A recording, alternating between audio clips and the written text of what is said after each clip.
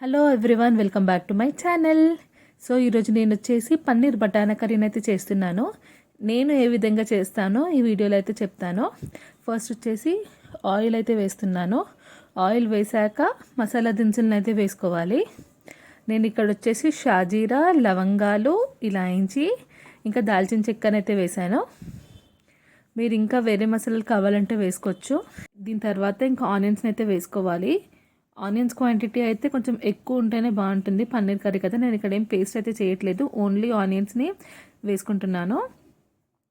ఇలాగ మంచిగా ఆనియన్స్ని ఫ్రై చేసుకోవాలి.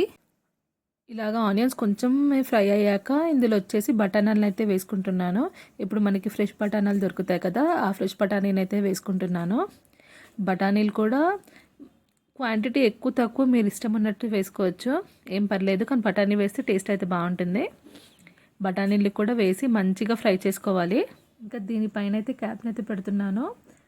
ఇది మధ్య మధ్యలో మనం కలుపుతూ ఉండాలి. ఇలాగా కొంచెం ఫ్రై అయిపోతే సరిపోతుంది. దాని తర్వాత ఇంకా అల్లం వెల్లుల్లిపాయ పేస్ట్ని వేయాలి. అల్లం వెల్లుల్లిపాయ పేస్ట్ వేసాక మంచిగా ఫ్రై చేసుకోవాలి. మనకి ఆనియన్స్ ఎంత బాగా ఫ్రై అయితే అంత బాగుంటుంది టేస్ట్ అయితే. ఇలాగ మనకి కలర్ వచ్చేంత వరకు ఫ్రై చేసుకుంటే సరిపోతుంది. ఇంకా ఇప్పుడు దీంట్లోకి పసుపు, కారం, ఉప్పు అని అయితే వేస్తున్నాను. కారం మీరు ఎంత తింటారో దాన్ని బట్టి అయితే వేసుకోండి. దీంట్లోకి ధనియాల పొడిని కూడా వేసుకోవాలి. మంచిగా ఈ మసాలాలన్నీ ఫ్రై చేసుకోవాలి. ఇలాగ ఈ మసాలాలన్నీ ఫ్రై అయ్యాక మనము ఇందులోకి టొమాటోస్ని అయితే వేసుకోవాలి. టొమాటోస్ బదులు మీరు టొమాటో పేస్ట్ని అయినా వేసుకోవచ్చు, లేకపోతే ఇలాగ టొమాటోస్ని అయితే వేసుకోవచ్చు. ఈ టొమాటోస్ని అంతా మంచిగా కలుపుకోవాలి. మీకు క్వాంటిటీ ఎంత కావాలో దాన్ని బట్టి అయితే వేసుకోండి. ఈ టొమాటోస్ని అయితే మంచిగా ఫ్రై చేసుకోవాలి. దీనికోసం వచ్చేసి నేనేమో టొమాటోస్ మగ్గడానికి క్యాప్ని అయితే పెడుతున్నాను. మనం ముందుగానే పన్నీర్ని అయితే నానపెట్టుకోవాలి. పన్నీర్ నానపెడితే సాఫ్ట్గా ఉంటుంది. నేనైతే ఇలాగా పన్నీర్ క్యూబ్స్ని అయితే కట్ చేసుకున్నాను. చూసారు కదా, టొమాటోస్ మంచిగా కుక్ అయిపోయాయి. ఇప్పుడు ఇందులోకి నేనేమో పన్నీర్ని అయితే వేస్తున్నాను. పన్నీర్ కావాలంటే మీరు వాటర్ వేసాక కూడా లాస్ట్లోకి వేసుకోవచ్చు. నేనైతే ఇక్కడ దీన్ని కూడా కొంచెం అయితే దీంట్లో ఫ్రై చేసుకుంటాను, దాని మసాలాలన్నీ దీనికి కూడా పట్టాలనేసి. నేనైతే ఇలా చిన్న చిన్నగా కట్ చేసుకున్నాను. మీరు కావాలంటే పెద్ద పెద్ద క్యూబ్స్ లాగా కూడా కట్ చేసుకోవచ్చు. ఇప్పుడు ఈ పన్నీర్ని అయితే మంచిగా ఫ్రై చేసుకోవాలి. దీనికి మొత్తం మసాలా అంతా పట్టాలి. ఇప్పుడు ఈ పన్నీర్ కొంచెం దీనికి కూడా మసాలాలు పట్టడానికి నేనైతే క్యాప్ని అయితే వేస్తున్నాను. ఇప్పుడు చూస్తున్నారు కదా, పన్నీర్ ఎంత మంచిగా గ్రేవీ అంతా పట్టుకుంది.